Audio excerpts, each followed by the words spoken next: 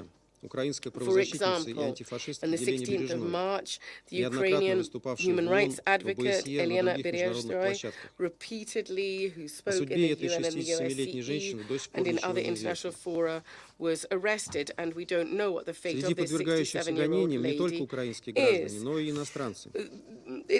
Foreigners have been persecuted Так, in благодаря Ukraine as популярному well as американскому журналисту Ukrainians. Такеру Карлсону, Tucker буквально Carlson, the вчера popular American стало известно о journalist, том, for что в застенках example, Службы безопасности Украины с июля томится и подвергается пыткам американский гражданин, found out that журналист Гонзало Лира, Gonzalo Lira, an American проживавший в journalist, Харькове и was раскрывавший в subject to своем блоге правду о torture режиме in Ukraine Зеленского. earlier this year.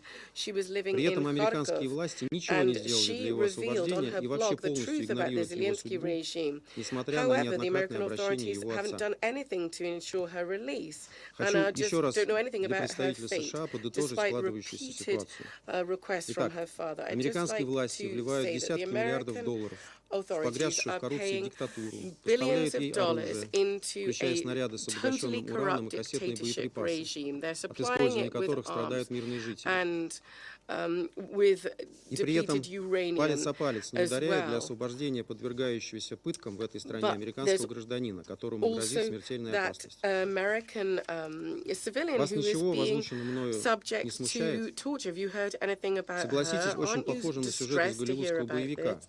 в финале которого What должны about вмешаться the- добрые и справедливые силы It seems to be и like исправить something эту out of a нетерпимую Hollywood ситуацию. film, don't you think? Вот только жизнь не So, кино. The only problem is that this is real life and not И cinema. в ней злодеи порой еще And- и читают другим нотации и учат их демократии и правам человека. But it's just that somebody is trying to preach democracy and Тем human не менее, rights to смею вас somebody заверить, else. что у этой But I истории can также assure обязательно you достаточно скоро that будет конец, there will be который вам an и другим end soon to выгораживающим this режим Зеленского не story. понравится. And you and Хотите other вы этого apologists или for the нет? Zelensky regime won't Ну что like тут this, поделать? whether Вы you над like этим it or концом not. много But what трудились can и we do? заслужили его именно таким. Many people have been working Советую к hard нему for this. подготовиться и как можно быстрее I сделать would необходимые advise that you выводы, just get ready пока for тонущий this, киевский and you режим get ready не затянул в for свою воронку what is и вас. absolutely definitely going to happen. And this terrible Kyiv regime will come to an end. Благодарю за внимание. Thank you. Agradezco al representante I de la thank the Federación de representative Rusia of the por su Russian declaración. Tiene la Federation for palabra his el statement. I now representante de give the floor Albania. to the representative of Albania. Thank you, Mr. President. Let me start by thanking the briefers for their remarks. Colleagues, since the beginning of the unjustified military aggression of Russia against Ukraine, one of the main goals of Kremlin has been to undermine the role and the support of the international community. The choice is very simple. Either we accept that Russia, a permanent member of the Security Council, violates the UN Charter and changes the borders by force, or we react against this by supporting Ukraine in defending its country, the security architecture of Europe, the principles of the international law, and the foundations of the international rules-based order. The international community made a clear choice when the UN General Assembly massively voted condemning the Russian aggression against Ukraine. In this context, we cannot condone the continuing Russian cynicism in the Security Council, trying to blame the arms supplied by Western countries as the cause of the conflict. While we hear in this room such concerns by the Russian Federation, their military attacks in Ukraine continue, including with the use of drones and other weapons acquired by Iran and the DPRK. The main targets are the critical and civilian infrastructure, the energy supply system, and the agriculture infrastructure. According to a recent study of the Vienna Institute for International Economic Studies, the huge population loss caused by the war, primarily due to refugees, could bring demographic problems for Ukraine. The working-age population could shrink, negatively impacting the reconstruction and economic recovery process of the country. This is the aim of Russia, to destroy Ukraine as a factor in the region, to make the life there unbearable, hoping that Ukraine would accept the conditions of Kremlin.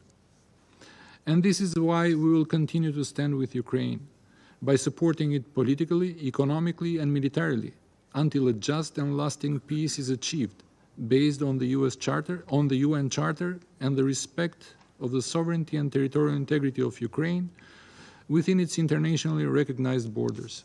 I thank you. Agradezco al representante de Albania por su declaración. Tiene la palabra el representante de Mozambique. Mr. President, I thank the President for convening this briefing. I wish to thank the briefers, Mr. Dedeji Ebo, Deputy to the High Representative of United Nations Office for Disarmament Affairs, and Mrs. Maria Ann Wright, Civil Society Representative, both for their insight contributions. Mr. President, arms transfer and arms racing are clearly concerning issues for further escalating the conflict. They create an environment not conducive to deterrence, as it is an essential factor for any peace initiative to thrive. This case of Ukraine, which confirms this assumption, is happening in the context of reiterated calls from the Security Council, United Nations entities, and international community at large for immediate cessations of hostilities. Unfortunately, those calls have been disregarded and falling into the vacuum. Mr. President, while recognizing the sovereignty right to self-defense, the importance of responsible arms transfer cannot be overemphasized, particularly now with increased risks of non-state groups using arms for the terrorist purposes. Because irresponsible and illicit arms transfer is a potential of prolonging and exacerbating the conflict, undermining the prospects for lasting peace, with spillover effect for the region and globally. Additionally, stock of arms may leak and end up in the wrong hands, representing an additional threat to international peace and security in a already fragile and sensitive context.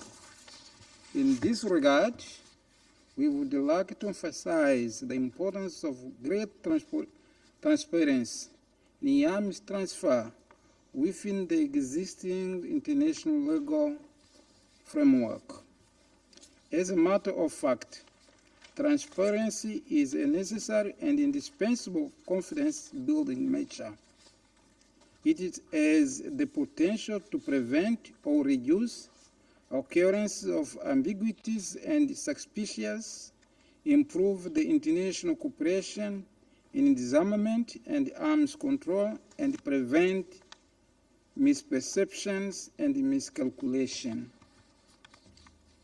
With that in mind, we call on all states that have not yet done so to adhere to the relevant international instruments, such as United Nations Register of Conventional Arms, the Armed Trade Treaty, the Firearms Protocol, the Program of Action on Small Arms and Light Weapons, and its international tracing instrument. Mr. President, Mozambique's position is consistent and well known. Time and again, we advocate for a political and negotiated solution as the only way to end this conflict and set the ground for lasting and sustainable peace between the two countries. I thank you, Mr. President. Agradezco al representante de Mozambique por su declaración. Tiene la palabra la representante de Emiratos Árabes Unidos. السيد الرئيس، Mr. President, at the outset, I would like to thank Deputy High Representative Mr. Edo for his briefing. We listened carefully to Mrs. Mary's statement. We welcome Ukraine's participation in this meeting. Turning to the topic of discussion today, and as we've mentioned in previous meetings, all member states of the United Nations have the right to self-defense, including by developing their security and defense capabilities. However, we stress at the same time that this requires appropriate oversight mechanisms, especially with regard to the transfer, storage, and distribution of weapons, due to its potential repercussions on regional and international security and stability. In this context, we renew our welcome to all measures taken to address the risk of arms diversion in the context of the war in Ukraine. We also reaffirm the value of such efforts, such as the program of action to prevent, combat and eradicate the illicit trade in small arms and light weapons in all its aspects, with the support of the United Nations Office for Disarmament Affairs. In this vein, we stress the importance of continuing to build on such efforts, including by continuing to exchange information and enhancing coordination and cooperation at all levels. However, eliminating all threats and repercussions related to this conflict will not be possible without a permanent and sustainable cessation of hostilities. This requires us to spare no effort in supporting all endeavors aimed at achieving peace in Ukraine. This must respect its sovereignty, independence, and territorial integrity in line with the UN Charter. This is what the UAE will continue to advocate for and support. Until this war stops, we continue to stress the need for the concerned parties to do everything in their power to limit the repercussions of the conflict and reduce its risks, including by complying and respecting their obligations in accordance with international humanitarian law. Thank you, Mr. President. A la representante de los Emiratos Árabes Unidos por su declaración y doy ahora la palabra a la representante de Gabón. Representative of Gabon. Merci, Monsieur le Président. Thank you, Mr. President. Je remercie le haut représentant I would like to thank the Deputy High Representative, Mr. Adedeji Ebo, for his briefing, and I've taken note of the comments of Madam Mary Ann Wright. The numbers for the war in Ukraine are reaching unsustainable proportions: 10,000 deaths, 18,679 wounded, and 10 million people displaced, facing an ever worse humanitarian situation. We are particularly concerned by the intensification in the bombings and the attacks against the civilian population and essential infrastructure, including port and cereals facilities. Drone attacks continue to target civilian buildings, schools, hospitals, and energy facilities. My country reaffirms its opposition to war, because as this war becomes bogged down, the destruction is spreading at an alarming rate. The most recent projections of the World Bank with regard to the reconstruction needs for Ukraine point to a bill of $411 billion American dollars, with a concentration of needs in the eastern regions, the most affected by the fighting. And as we discuss this here today, this assessment produced a few months ago has almost certainly been exceeded.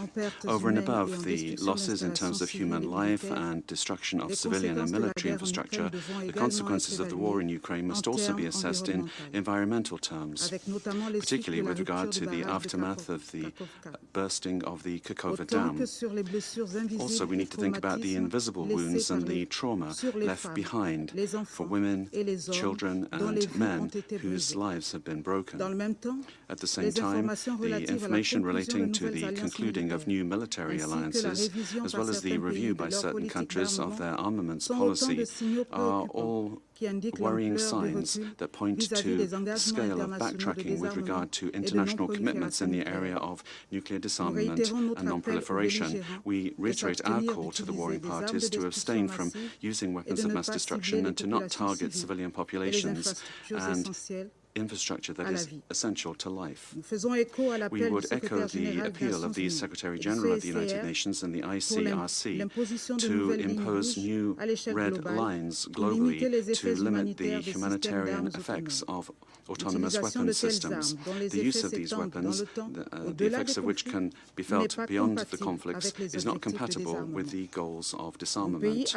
My country calls upon all parties to redouble their efforts to prevent the effects of a massive circulation of classic weapons.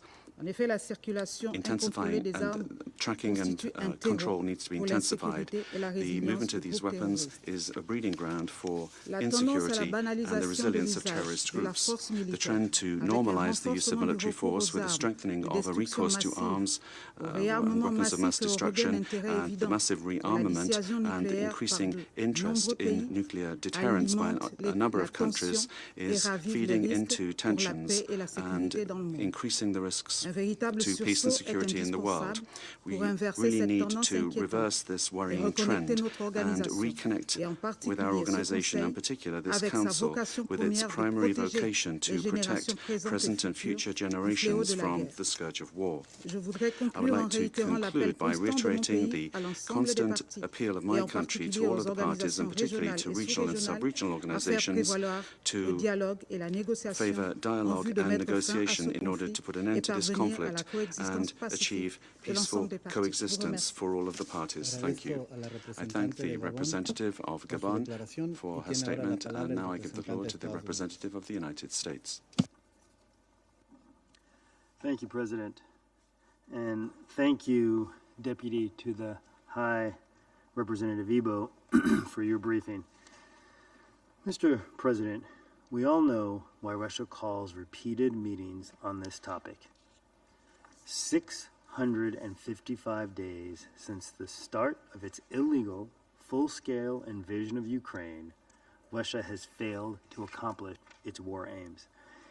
It has failed to break the spirit and resistance of the Ukrainian people, and it has failed to mislead the international community, evidenced by the over 140 countries that have repeatedly and overwhelmingly condemned Russia's aggression and its humanitarian consequences. Over 140 member states have repeatedly urged Russia to stop its offensive and immediately, unconditionally, and completely withdraw all troops from the sovereign territory of Ukraine. We expect Russia to spout any justification it can, no matter how absurd, to mask its failures on the battlefield. Russia has tried to question the motives of the dozens of countries that have provided assistance to Ukraine, as well as Ukraine's right to self-defense as reflected in Article 51 of the UN Charter. Russia could end this war today. It can end its war crimes and atrocities against the people of Ukraine. It can cease its attacks against Ukrainian cities and civilian infrastructure. It can stop its forced deportation of Ukrainian children and return them to their families. It can withdraw its forces and start meeting its responsibilities as a permanent member of this council. Instead, Russia spends its time in this council criticizing legitimate assistance provided to defend Ukraine from Russia's illegal actions. Meanwhile, it is a fact Russia procured armaments for its aggression against Ukraine through channels expressly prohibited by the Security Council and its resolutions. Our information indicates the DPRK has provided Russia with more than 1,000 containers of military equipment and munitions, which will increase the human toll of Russia's illegal war in Ukraine. In return for its support, the DPRK is seeking Russian military technology and assistance including fighter aircraft, surface-to-air missiles, armed vehicles, ballistic missile production equipment and materials, and other technologies to advance its military capabilities and objectives. This expanding partnership, including technology transfers from Russia to the DPRK, undermines regional stability and the global non-proliferation regime. Russia and the DPRK must be held to account for actions undermining long-standing obligations under Security Council resolutions. At the same time, the Kremlin has turned to another regime unconcerned with human rights, international security, the global non-proliferation regime, or maintaining peace: Iran. Tehran has been providing Russia with guided aerial bombs and artillery ammunition, lethal equipment to end Ukrainian lives. We have provided clear evidence on the transfer of Iranian UAVs to Russia, which occurred while restrictions under Security Council Resolution 2231 prohibiting such transfers were in place. With DPRK and Iranian armaments, Russia can prolong its brutal war against Ukraine. Colleagues, it is the height of hypocrisy for Russia to claim before this very council that legitimate support for Ukraine's self-defense is prolonging the conflict, while it has repeatedly violated Security Council resolutions to fuel its war of aggression. These are resolutions Russia itself agreed to. We once again urge Russia to cease its aggression and withdraw from Ukraine's internationally recognized territory. And I thank you, Mr. President. Le agradezco al representante de los Estados Unidos por su declaración. Tiene ahora la palabra la representante de Suisse. Merci, Monsieur le Président. Je remercie Monsieur Ebo, représentant adjoint pour les affaires de désarmement, pour son intervention. J'ai également pris note des remarques de Madame Mary Ann Wright. La réunion d'aujourd'hui est une énième tentative de la part de la Russie de se décharger de la responsabilité de la guerre contre l'Ukraine et de ses conséquences. Une fois de plus, le récit présenté ignore que l'agression militaire contre l'Ukraine constitue une grave violation de la Charte des Nations Unies. La Russie n'a pas seulement attaqué un État membre, mais aussi le droit international et le multilatéralisme dans son ensemble.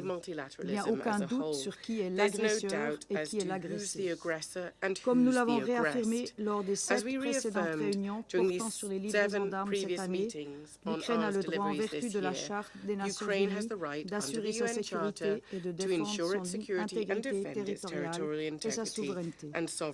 Nous rappelons qu'il est impératif de mettre en œuvre de manière efficace et globale les conventions et instruments multilatéraux relatifs au transfert d'armes. Tous les États ont la responsabilité de s'acquitter de leurs obligations, en particulier les résolutions pertinentes de ce Conseil, y compris les résolutions 1718 de 2006 et 2231 de 2015 doivent être respectés. Les efforts pour parvenir à une paix globale, juste et durable en Ukraine, toujours sur la base de la Charte des Nations Unies, doivent être poursuivis. La Suisse s'engage activement en faveur de cet objectif. Pour favoriser un règlement pacifique, nous continuons d'exhorter la Russie à cesser toutes les opérations de combat et à retirer toutes ses troupes du territoire ukrainien. Monsieur le Président, avec l'arrivée de l'hiver et les attaques continues contre les infrastructures vitales, le sort de la population civile risque de s'aggraver. Cette situation est particulièrement dangereuse pour les enfants et les autres personnes vulnérables, y compris les personnes âgées, malades et atteintes de handicap. Nous exhortons à nouveau toutes les parties à épargner la population et les infrastructures civiles et à faciliter l'acheminement rapide et sans entrave de l'aide humanitaire dans toute l'Ukraine. Parallèlement à l'aide humanitaire, un processus de reconstruction inclusif et participatif doit être appuyé. Le déminage dont la Suisse a fait une priorité en Ukraine est une condition préalable à celui-ci et urgent. En outre, il est crucial que les dommages causés par la guerre soient enregistrés et que justice soit rendue aux victimes. La lutte contre l'impunité pour les crimes les plus graves est une priorité pour la Suisse.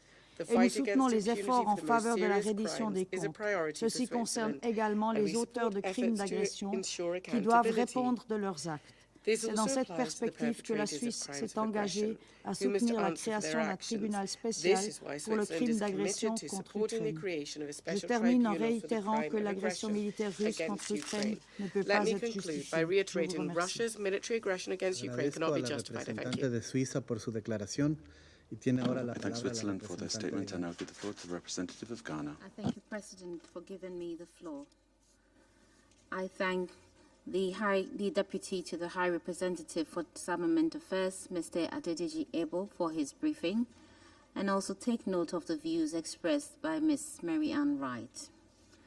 My delegation concurs with the need for measures to avoid the possible proliferation and diversion of weapons from the war in Ukraine into other conflict areas, given the risk of escalation and the threat to peace and stability in many other fragile environments.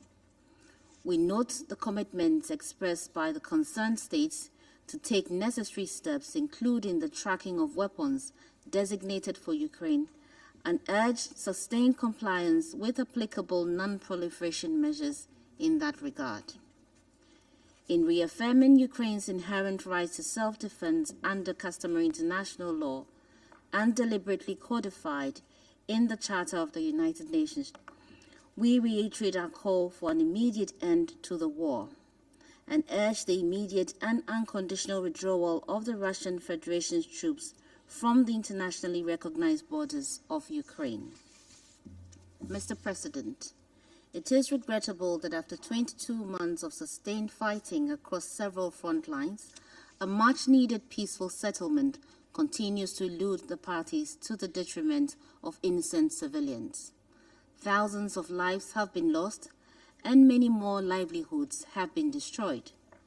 Humanitarian conditions for vulnerable populations especially continue to worsen as the winter season comes on.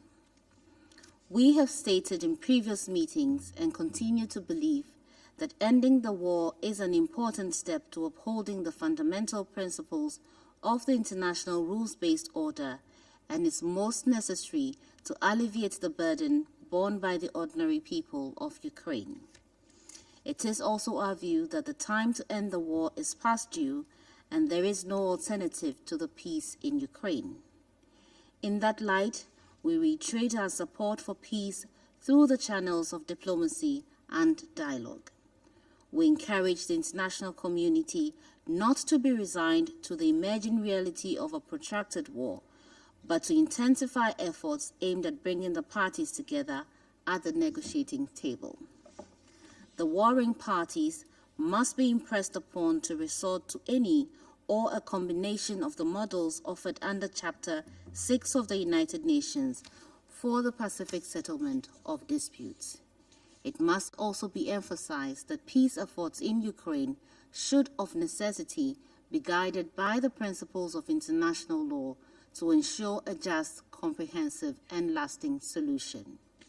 In closing, we wish to reiterate the several calls for the protection of civilians in line with obligations of the warring parties under international humanitarian law. We urge once more that requirements for distinction, proportionality, and military necessity are complied with to avoid causing harm to civilians and the destruction of civilian infrastructure. I thank you, President. I thank the representative of Ghana for her statement. I now give the floor to the representative of Malta. Thank you, President. I also thank Deputy High Representative Ebo for his briefing.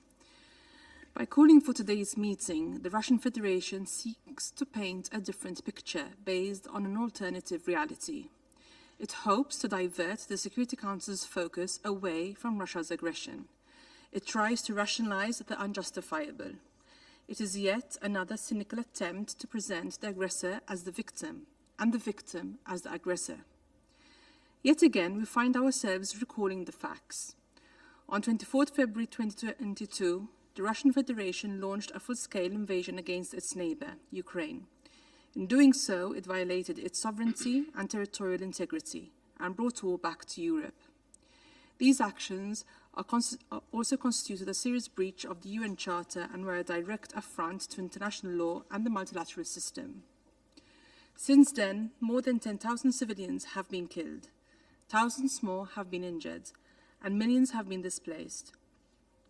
Another man-made humanitarian catastrophe that also seriously threatened and continues to threaten global food security. This dire situation persists, and it is having devastating consequences on Ukraine's population, especially during these cold winter months. The deaths, injuries, and level of destruction of civilian objects are staggering. Most civilian casualties continue to be caused by shelling and multiple launch rocket systems in areas near the front line by Russian armed forces. Adding to Russian missiles, drone attacks and shelling, several reports have shed light on Russia's systematic use of landmines in Ukraine. These have resulted in more than 600 civilian casualties. Against this backdrop, we reiterate that Ukraine has the right to defend itself from this Russian aggression, as enshrined in Article 51 of the UN Charter. It has the right to protect its citizens, its borders, its sovereignty, and its territorial integrity, just like any other member of this organization. President, over the past weeks, we have seen another escalation in Russian attacks on populated areas across Ukraine, resulting in more civilian casualties. Furthermore, on Holodomor Remembrance Day, Russia launched one of its largest drone attacks since the beginning of its invasion, shelling Kiev and its surroundings for more than 6 hours. Many civilians were injured and over 12,000 households were left without electricity. We condemn such attacks unreservedly. All attacks against civilians and civilian infrastructure must stop immediately. They are prohibited under international humanitarian law and are completely unacceptable. President, wars have a disproportionate impact on women and children, and this one is no exception. Harrowing testimonies of rape and sexualized torture continue to be reported from Ukraine. Meanwhile, Ukrainian children face major disruptions in access to basic healthcare services and quality education, and continued grave violations of their rights, including forced deportations. We welcome the Ukraine's government's commitment to ending and preventing grave violations against children through the development of a prevention plan. We urge Russia to adopt and implement an action plan without further delay. Once again, we also urge Russia to end its hostilities and withdraw its military forces, equipment, and proxies from the entire internationally recognized territory of Ukraine. I thank you. I thank the representative of Malta for her statement, and I'll give the floor to the representative of France. Mr. President, I would like to thank Mr. Ebo for his briefing. Russia complained last Wednesday, when we were meeting to discuss the humanitarian situation in Ukraine, of an excessive number of meetings that the Council had held on this matter. Also, the convening by Russia of the 11th meeting on the issue of arms transfers makes us wonder. Russia is making these meetings into a ritual and is persistently attempting to no avail to reverse the responsibility related to the outbreak of the war in Ukraine. The end to this war and the tragic consequences arising from it depends on Russia, who can put an end to this at any time without affecting its own security. The Russian missiles and the drones that Russia is acquiring continue to strike all of the Ukrainian territory. On the 25th of November, Kiev suffered the most significant attack since the beginning of the conflict. Since then, Russia has intensified its strikes on the Ukrainian energy infrastructure, and this morning the Ukrainian capital was targeted by Russian missiles and drones. Russia is continuing, now this has been the case for about 2 years, its war of aggression that it alone started in flagrant violation of the United Nations Charter, and which it has decided to continue despite repeated appeals of the General Assembly. If Russia puts an end to these strikes and if it withdraws its troops from Ukrainian territory, as demanded by the International Court of Justice on the 16th of March 2022, then the war would come to an end. Mr. President, Russia is employing arms and munitions acquired from Iran and North Korea in violation of resolutions adopted by this Council. Moreover, Russia is employing irresponsible nuclear rhetoric, and it has announced the deployment of nuclear weapons in Belarus. It has no compunction in undermining the multilateral system, international law, and efforts deployed for years now by this Council in the area of non-proliferation. France, together with its partners, has chosen to support the Ukrainian people in its right to legitimately defend its sovereignty and territorial integrity enshrined in Article 51 of the Charter. France will continue to assist Ukraine to put an end to the failing Russian aggression. It will continue to provide the necessary military equipment so that the Ukrainian people can defend themselves in the light of Russian strikes against their territory and critical infrastructure. What is at stake is international stability and security. Russia must not be allowed to win this war because force must not be allowed to prevail over the law. Sovereignty and territorial integrity cannot be flouted with impunity. France will also continue to help Ukraine with regard to the humanitarian needs created by the Russian aggression.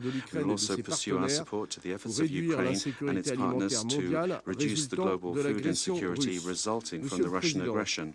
Mr. President, it is time for Russia to realize that our support for Ukraine will not falter and that there is only one possible outcome, a peace in line with the United Nations Charter, which respects the sovereignty, independence, and territorial integrity of Ukraine. Thank you. I thank the representative of France for his statement. I now give the floor to the representative of China. Mr. President, I thank the briefers for their briefings. It is in no one's interest to prolong and complicate the Ukraine issue. Over the past year, the military spending of the countries concerned has increased dramatically to record levels. At the same time, more than 700 million people are threatened by hunger, and more than 700 million lack access to a basic necessity, drinking water. 2 billion people are facing various forms of economic hardship. Extensive inequalities, injustices, and other cases that defy reason still persist. Developing countries remain confronted with formidable obstacles on their journey toward the 2030 Agenda of Sustainable Development. We call on the countries concerned to focus more on these issues and channel their finite resources and efforts to more meaningful places. On the issue of war and peace, China's position is very clear. We always stand on the side of peace and dialogue.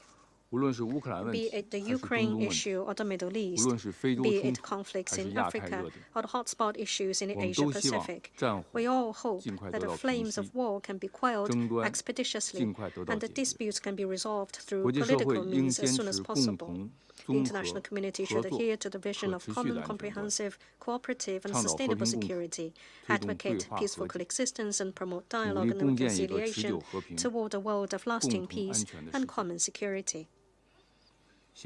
Thank you, President. I thank the representative of China for their statement, and I now give the floor to the representative of Japan. Thank you, Mr. President. I thank Deputy to the High Representative, Mr. Adeji Ebo, and other briefer for their briefings. Mr. President, Russia has repeatedly requested Security Council meetings on the same topic in an attempt to distract the world's attention from the undeniable fact that it is Russia that started the unprovoked war of aggression. Russia should be concerned about what its own weapons are doing in Ukraine before worrying about international support for Ukraine to respond to Russia's aggression. Russia itself, the aggressor, should know very well why the international community is supporting Ukraine in the first place, including the provision of war arms. This is to assist Ukraine in exercising its right of self-defense from aggression. We would like to emphasize that the transaction in a violation of Security Council resolutions and the necessary support for Ukraine are completely different two things.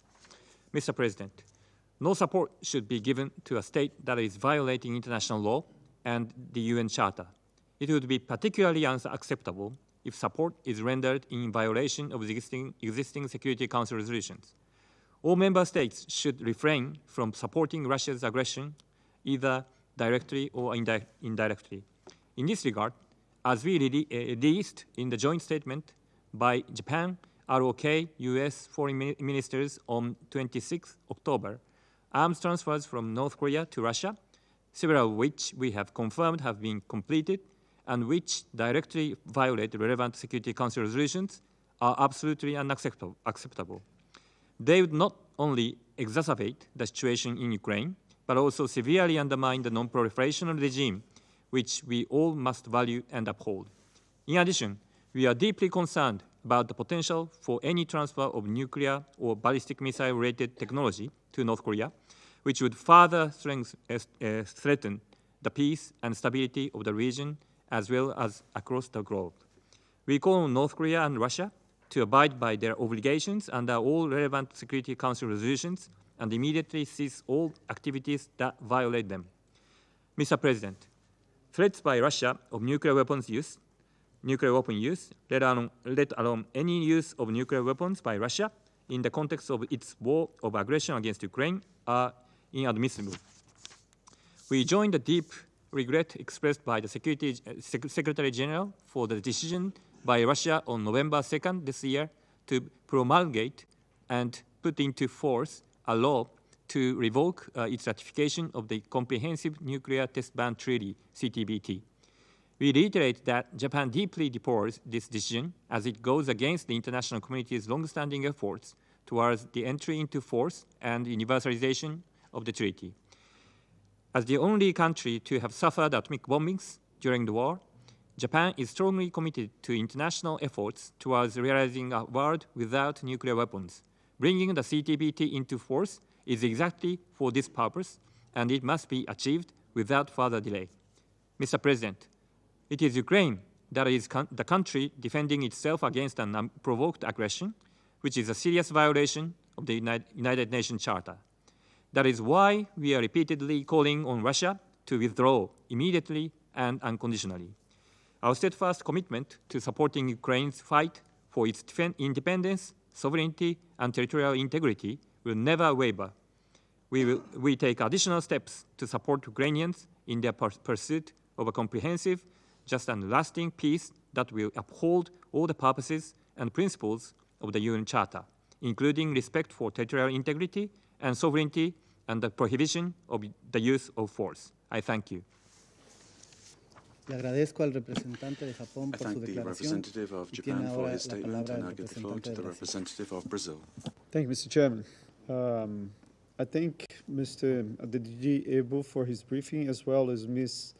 Marianne Wright for her remarks. Brazil reiterates its deep concern of the use of increasingly lethal and destructive weapons in the conflict in Ukraine. This disturbing trend, combined with the dangerous rhetoric of nuclear escalation, hinders the prospects of a peaceful resolution to the conflict and raises global concerns about threats to peace and security that go far beyond the countries directly affected by the conflict. As we stated many times previously, the increasing flow of weapons into the conflict zone jeopardizes collective security and peace efforts. The use of certain weapons is a cause of particular concern, such as the widespread deployment of landmines in vast areas in Ukraine. Additionally, the risk of weapons diversion to criminal and terrorist groups poses an alarming threat. This not only jeopardizes the immediate and future safety of the civilian population in Ukraine, but also presents a significant risk to peace and security. In addition, we urge all member states to adhere to the Arms Trade Treaty and to the UN Register of Conventional Arms and underscore the importance of transparency in arms transactions and in the prevention of their diversion. Furthermore, the protection of civilian nuclear facilities in Ukraine is crucial and should be a priority for all parties to the conflict. Brazil reiterates its call for de-escalation and the start of negotiations, either directly or indirectly through third parties, in accordance with Article 33 of the UN Charter. Only through diplomatic negotiations, fueled by good political will, can we achieve a just and lasting peace in the Ukraine. Thank you. Le agradezco al representante de Brasil por su declaración. Y tiene ahora la palabra I thank the el representative representante of del Reino Brazil Unido. for his statement and now give the floor to the Thank United you, Kingdom. Mr. President, and thank you to Mr. Ebo and Ms. Wright for their briefings. Colleagues, this is the 7th time this year that Russia has called for a Security Council meeting on the supply of Western weapons to Ukraine. They've once again invited a Western briefer to support them. It's obvious what they're trying to do. These debates are clear evidence of a campaign to try to influence public opinion in the West, to undermine political support for Ukraine. A campaign driven by the Kremlin to serve the Kremlin's interests alone. This campaign is intended to help Russia to subjugate Ukraine and annex its territory, without Ukraine having the means to defend itself. But it is manifestly not in the interests of anyone else around this table to allow Russia, through violence, to violate and undermine the principles of sovereignty and territorial integrity that underpin the international order and that provide stability to our world. That is why we're proud to support Ukraine's right to self-defense, and that is why we will continue to supply Ukraine with the military assistance it needs for as long as it takes. This is all the more important when Russia itself is sourcing weapons from Iran and DPRK in violation of Security Council resolutions and using them to target civilians and Ukraine's critical national infrastructure. Colleagues, the Russian government is not only sending enormous volumes of weapons to Ukraine, it is also sacrificing the lives of more and more of its own citizens to prolong an invasion that is based on lies. A conveyor belt of Russian fathers and mothers, sons and daughters being sent to their deaths. Since Russia's invasion began, over 300,000 Russian soldiers have been killed or wounded, many times more than in the 10 years of Soviet occupation of Afghanistan. President Putin now plans to conscript another 170,000 as cannon fodder for his government's war. It is hard to see how it is in the interests of the Russian people that the Russian government prolongs its aggression.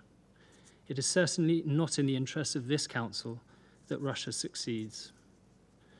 Let us not forget that for Russia, this is a war of choice. For Ukraine, it is a war of survival. We must therefore continue to give Ukraine all the support it needs to defend its sovereign territory. We must demonstrate our resolve to protect and uphold the UN Charter. And we must ensure that Ukraine secures a just and lasting peace. Thank you. Agradezco al representante del Reino Unido thank por the su representative of the United Kingdom for their statement, formularé and una I will now declaración make en a calidad de statement in my representante del capacity Ecuador. as representative of Ecuador.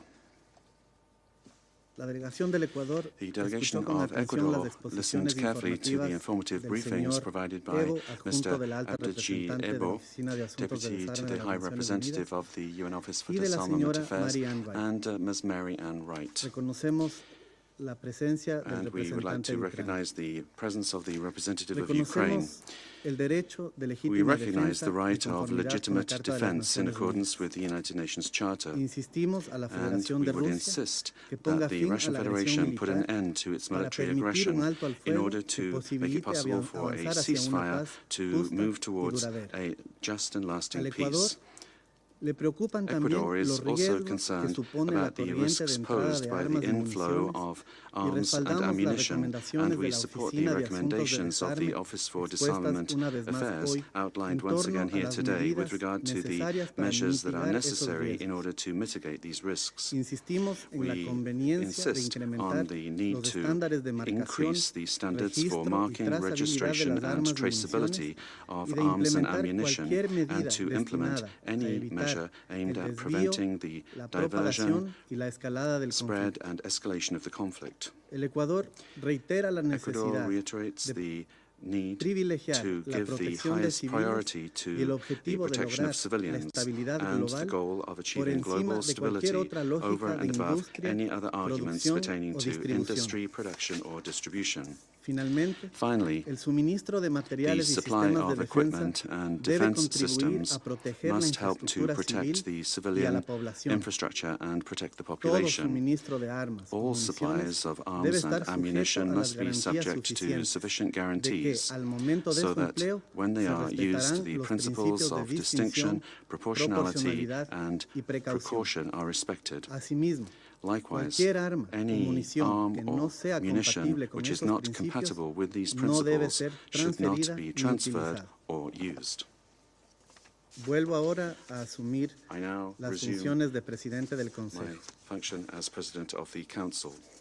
Doy ahora la palabra al I representante de now Ucrania. give the floor to the representative of Ukraine. Thank you, Mr. President, distinguished members of the Security Council, Deputy to the High Representative, whom I'd like to thank for his briefing. I also recognize here Putin's representative in the permanent seat of the Soviet Union.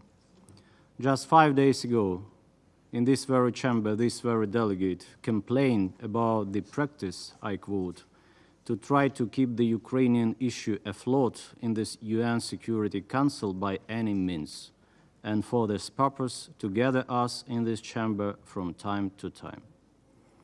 Nothing extraordinary has happened in Ukraine that requires an open meeting of the Security Council, also said this delegate at that Security Council meeting. The meeting, let me remind, where my delegation informed about the outrageous facts of execution by Russian troops of 2 Ukrainian prisoners of war, the killing of Ukrainian civilians, including the entire family, by Russian shellings, and the heavy missile and drone strikes across the entire Ukraine that occurred daily. Indeed, bringing death and destruction to other nations has never been something extraordinary for Russia.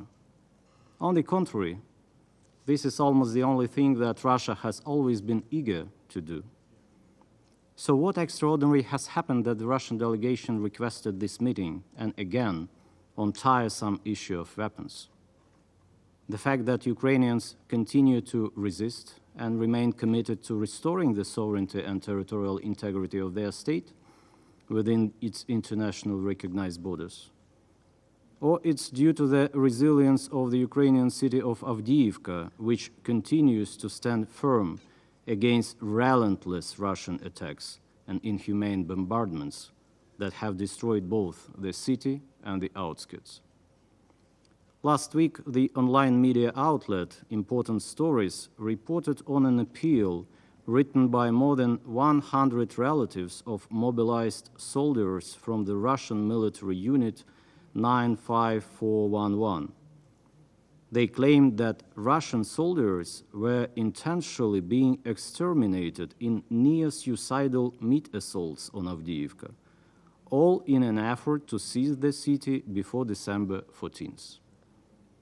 This is the date that the so-called direct lie with Putin is scheduled. It's an annual performance where Putin pretends to answer random questions from ordinary citizens. And naturally, announcement of any military victory would serve the purpose of this propaganda show. And the only chance, in Moscow's view, for the Russian troops to advance, along with throwing new and new cannon fodder to suicidal attacks across the entire front line, is to ensure Ukraine is running out of weaponry. Weaponry that Ukraine requires to defend itself and its citizens. From the first days of the Russian war of aggression, Ukrainian people have clearly realized what Russia's presence on the Ukrainian territory would mean for them. Lost lives, entire cities and villages reduced to rubble, extrajudicial executions, torture, persecution for expressing Ukrainian identity, stolen property, you name it. We reiterate, therefore, that we will continue to exercise our right to self-defense in strict accordance with Article 51 of the UN Charter, as long as the Russian troops remain on the territory of our country, as long as they persist in killing Ukrainians and terrorizing Ukraine with missile and drone strikes. We are grateful to our allies who continue to support our noble fight, in particular by supplying weapons. Weapons in the hands of soldiers defending their homes and their loved ones from the ruthless invasion should never be viewed as a factor of insecurity and deterioration. Is it deterioration that tonight our air defense was able to shoot down all 18 drones and 8 ballistic missiles that Russia launched on the Ukrainian capital? And we reject any hypocritical attempt to equate the responsibility of the party that defends itself on its own sovereign territory and the party that violates the UN Charter and persists in the unprovoked war of aggression. The only root cause of the enormous sufferings, high toll of casualties, destruction and environmental disaster throughout Ukraine and far beyond is the Russian unprovoked and full-scale invasion. As soon as it's over and the Russian troops withdraw from the entire Ukrainian territory, as soon as accountability for the most serious crimes under international law is ensured, the path to comprehensive, just and lasting peace in line with the UN Charter will be open. This vision is embedded in both the UNGA Resolution ES 11/6 of 23rd February 2023 and Ukraine's Peace Formula Plan. We urge the Security Council to concentrate its efforts on turning this vision to the reality. I thank you. Agradezco al representante de Ucrania I por thank su the declaración. representative of Ukraine for their statement. No hay más There are no more intervenciones names inscribed inscritas on en la the lista. list of speakers. Se levanta la sesión.